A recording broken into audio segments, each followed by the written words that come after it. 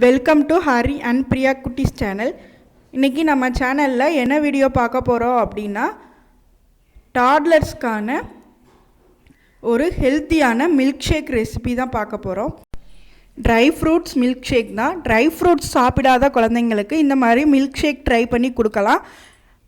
கண்டிப்பாக சாப்பிடுவாங்க. ரொம்ப ஹெல்த்தியும் கூட குழந்தைங்களுக்கு. இந்த மில்க் ஷேக்கை நீங்கள் மிட் மார்னிங் ஸ்நாக்காவோ அல்லது ஈவினிங் நீங்கள் கொடுக்கலாம்.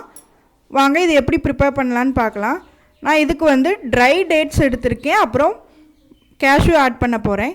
நீங்கள் ட்ரை டேட்ஸுக்கு பதிலாக நார்மலாக இருக்க டேட்ஸ் கூட யூஸ் பண்ணிக்கலாம்.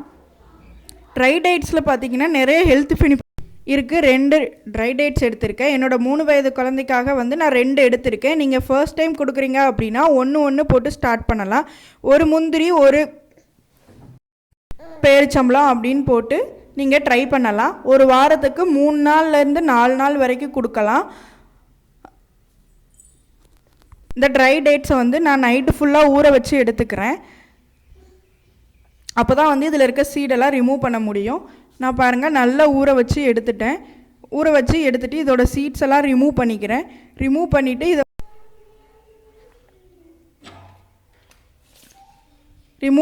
மிக்ஸி ஜாரில் ஆட் பண்ணிக்கிறேன்.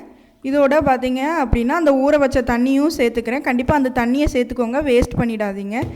நெக்ஸ்ட்டு 2 முந்திரி சேர்த்துக்கிறேன். நீங்கள் உங்கள் குழந்தைங்களோட ஏஜுக்கு தகுந்தாப்பில் முந்திரி ஆட் பண்ணிக்கலாம்.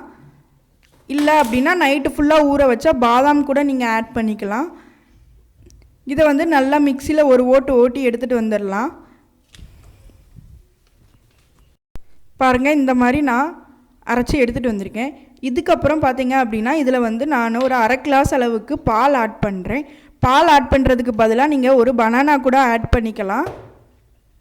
அது பார்த்தீங்க அப்படின்னா இன்னுமே நல்லா திக்காக நல்ல ஒரு ஸ்மூதி மாதிரி கிடைக்கும். நான் இப்போ பால் ஆட் பண்ணிக்கிறேன். பால் ஆட் பண்ணியும் கொடுக்கலாம்.